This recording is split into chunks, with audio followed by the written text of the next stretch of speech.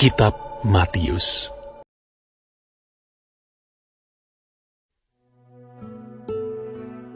Pada waktu itu, datanglah murid-murid itu kepada Yesus dan bertanya, "Siapakah yang terbesar dalam kerajaan sorga?" Maka Yesus memanggil seorang anak kecil dan menempatkannya di tengah-tengah mereka. Lalu berkata, "Aku berkata kepadamu, sesungguhnya, jika kamu tidak bertobat dan menjadi seperti anak kecil ini, kamu tidak akan masuk ke dalam kerajaan surga. Sedangkan barang siapa merendahkan diri dan menjadi seperti anak kecil ini, dialah yang terbesar dalam kerajaan surga. Dan barang siapa menyambut seorang anak seperti ini dalam namaku, ia menyambut aku.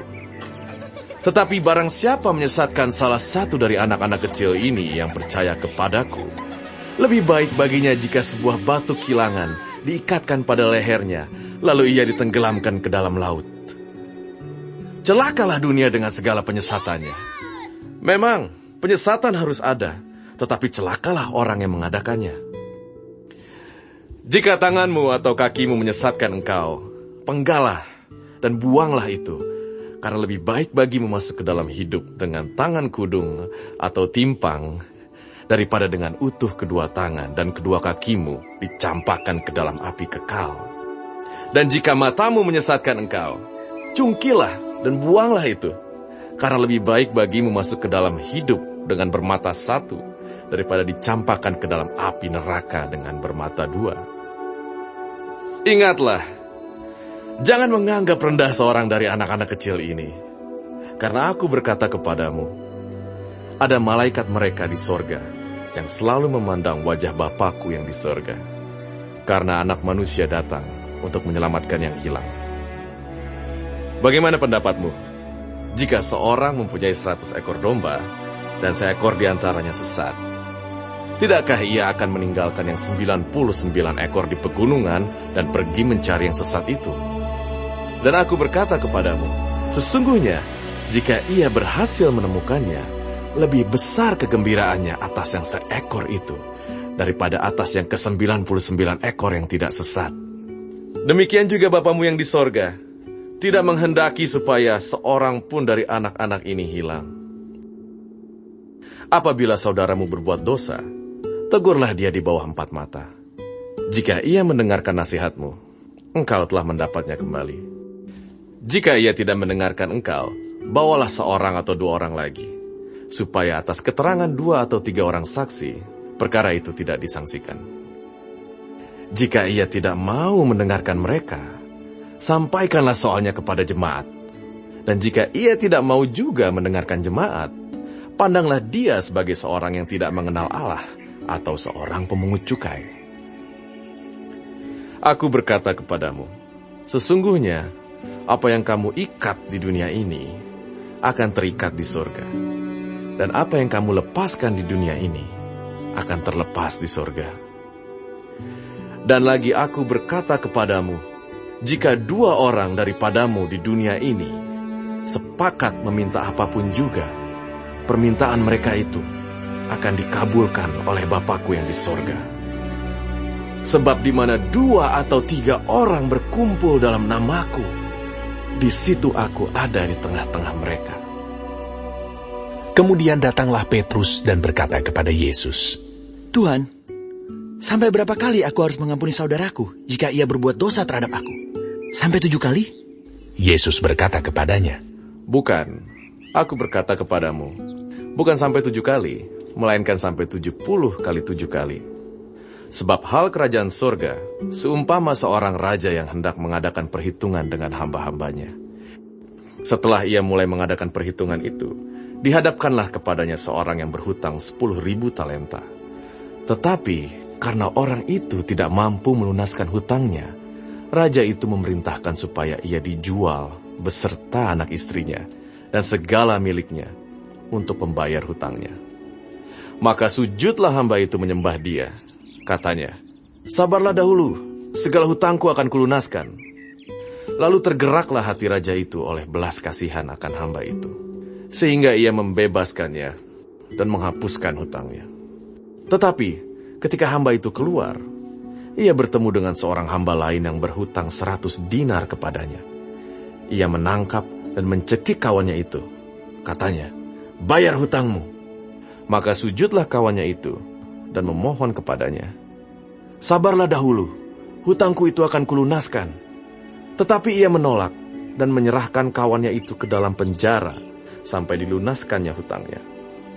Melihat itu, kawan-kawannya yang lain sangat sedih, lalu menyampaikan segala yang terjadi kepada tuan mereka. Raja itu menyuruh memanggil orang itu dan berkata kepadanya, "Hai hamba yang jahat, seluruh hutangmu telah kuhapuskan karena engkau memohonkannya kepadaku. Bukankah engkau pun harus mengasihani kawanmu seperti aku telah mengasihani engkau?" Maka marahlah tuannya itu dan menyerahkannya kepada algojo-algojo sampai ia melunaskan seluruh hutangnya. Maka Bapakku yang di sorga akan berbuat demikian juga terhadap kamu, apabila kamu masing-masing tidak mengampuni saudaramu dengan segenap hatimu.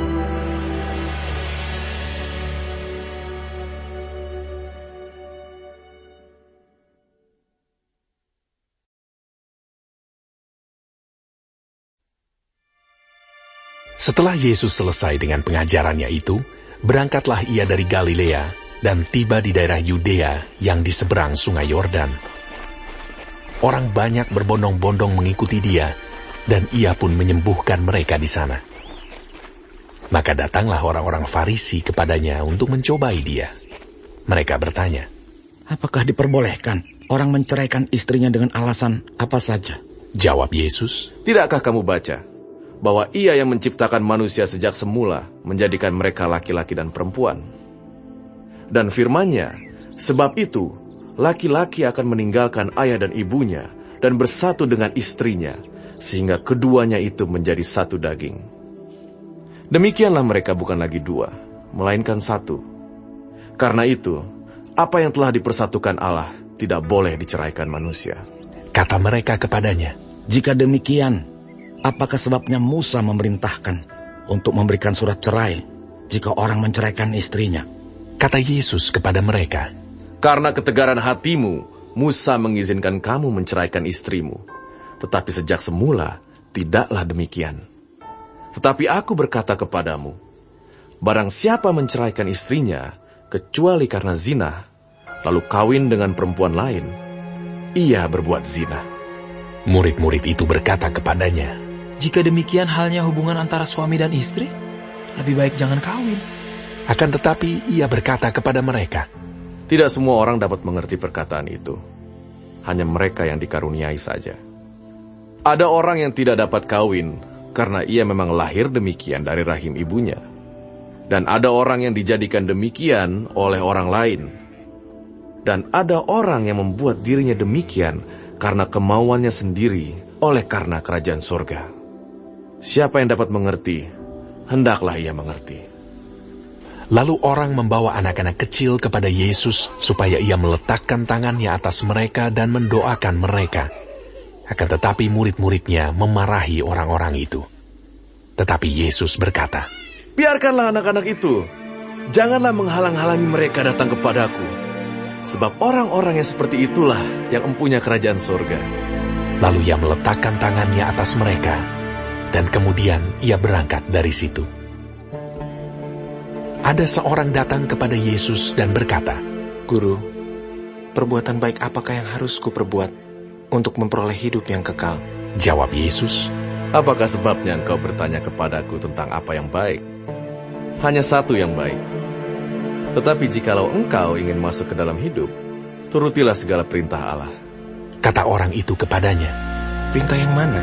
Kata Yesus, Jangan membunuh, jangan berzina, jangan mencuri, jangan mengucapkan saksi dusta. Hormatilah ayahmu dan ibumu, dan kasihilah sesamamu manusia seperti dirimu sendiri. kata orang muda itu kepadanya. Semuanya itu telah kuturuti. Apalagi yang masih kurang?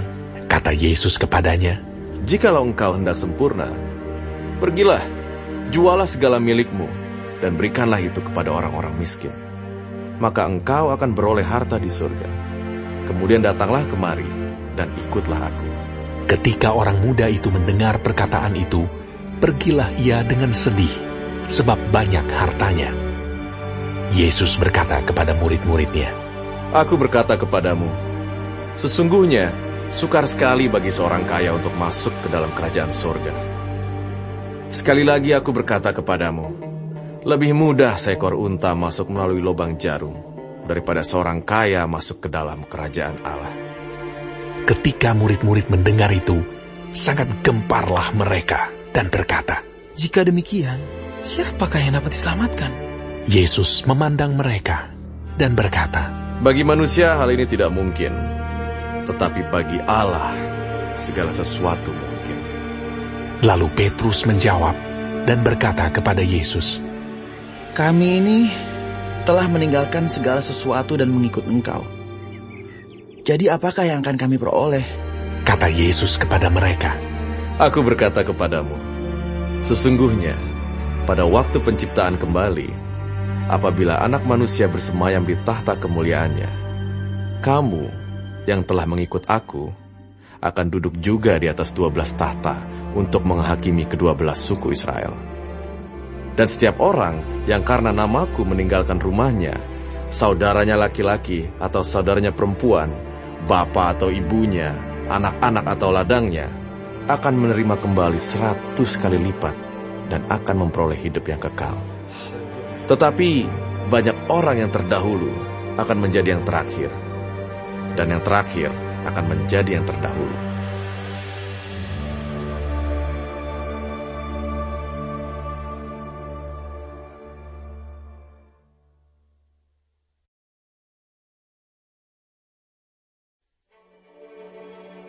Adapun hal kerajaan sorga, sama seperti seorang tuan rumah yang pagi-pagi benar keluar mencari pekerja-pekerja untuk kebun anggurnya.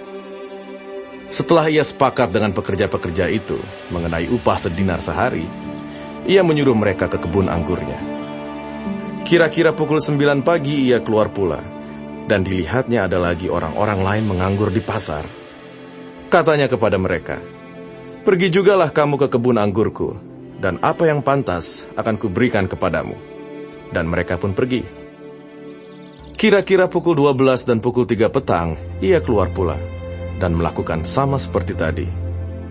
Kira-kira pukul 5 petang, ia keluar lagi, dan mendapati orang-orang lain pula. Lalu katanya kepada mereka, Mengapa kamu menganggur saja di sini sepanjang hari? Kata mereka kepadanya, Karena tidak ada orang mengupah kami. Katanya kepada mereka, Pergi jugalah kamu ke kebun anggurku.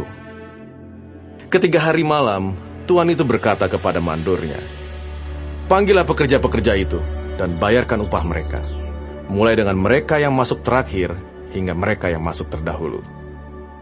Maka datanglah mereka yang mulai bekerja kira-kira pukul 5 dan mereka menerima masing-masing 1 dinar. Kemudian datanglah mereka yang masuk terdahulu. Sangkanya akan mendapat lebih banyak, tetapi mereka pun menerima masing-masing 1 dinar juga. Ketika mereka menerimanya, mereka bersungut-sungut kepada tuan itu. Katanya, Mereka yang masuk terakhir ini hanya bekerja 1 jam, dan engkau menyamakan mereka dengan kami yang sehari suntuk bekerja berat dan menanggung panas terik matahari. Tetapi tuan itu menjawab seorang dari mereka, Saudara, aku tidak berlaku tidak adil terhadap engkau. Bukankah kita telah sepakat sedinar sehari? Ambillah bagianmu, dan pergilah. Aku mau memberikan kepada orang yang masuk terakhir ini, sama seperti kepadamu. Tidakkah aku bebas mempergunakan milikku menurut kehendak hatiku? Atau iri hatikah engkau, karena aku murah hati? Demikianlah orang yang terakhir akan menjadi yang terdahulu, dan yang terdahulu akan menjadi yang terakhir. Ketika Yesus akan pergi ke Yerusalem, ia memanggil ke-12 muridnya tersendiri dan berkata kepada mereka di tengah jalan, Sekarang kita pergi ke Yerusalem, dan Anak Manusia akan diserahkan kepada imam-imam kepala dan ahli-ahli Taurat, dan mereka akan menjatuhi dia hukuman mati. Dan mereka akan menyerahkan dia kepada bangsa-bangsa yang tidak mengenal Allah, supaya ia diolok-olokkan, disesah, dan disalibkan. Dan pada hari ketiga, ia akan dibangkitkan. Maka datanglah ibu anak-anak Zebedeus serta anak-anaknya itu kepada Yesus, lalu sujud di hadapannya untuk meminta sesuatu kepadanya. Kata Yesus, Apa yang kau kehendaki? Jawabnya, Berilah perintah, supaya kedua anakku ini boleh duduk kelak di dalam kerajaanmu, yang seorang di sebelah kananmu, dan yang seorang lagi di sebelah kirimu. tetapi Yesus menjawab, katanya, Kamu tidak tahu apa yang kamu minta. Dapatkah kamu meminum cawan yang harus kuminum? kata mereka kepadanya. Kami dapat. Yesus berkata kepada mereka, Cawanku memang akan kamu minum. Tetapi hal duduk di sebelah kananku atau di sebelah kiriku, aku tidak berhak memberikannya. Itu akan diberikan kepada orang-orang bagi siapa Bapakku telah menyediakannya. Mendengar itu, marahlah ke-10 murid yang lain kepada kedua saudara itu. Tetapi Yesus memanggil mereka, lalu berkata, Kamu tahu bahwa pemerintah-pemerintah bangsa-bangsa memerintah rakyatnya dengan tangan besi, dan pembesar-pembesar menjalankan kuasanya dengan keras atas mereka. Tidaklah demikian di antara kamu. Barang siapa ingin menjadi besar di antara kamu, hendaklah ia menjadi pelayanmu. Dan barang siapa ingin menjadi terkemuka di antara kamu, hendaklah ia menjadi hambamu. Sama seperti Anak Manusia, datang bukan untuk dilayani, melainkan untuk melayani, dan untuk memberikan nyawanya menjadi tebusan bagi banyak orang. Dan ketika Yesus dan murid-muridnya keluar dari Yeriko, orang banyak berbondong-bondong mengikuti dia. Ada 2 orang buta yang duduk di pinggir jalan mendengar bahwa Yesus lewat. Lalu mereka berseru, Tuhan, anak Daud, kasihanilah kami. Tetapi orang banyak itu menegur mereka supaya mereka diam. Namun mereka makin keras berseru, katanya, Tuhan, anak Daud, kasihanilah kami. Lalu Yesus berhenti dan memanggil mereka. Ia berkata, Apa yang kamu kehendaki supaya aku perbuat bagimu? Jawab mereka, Tuhan, supaya mata kami dapat melihat. maka tergeraklah hati Yesus oleh belas kasihan, lalu ia menjamah mata mereka. Dan seketika itu juga mereka melihat, lalu mengikuti dia.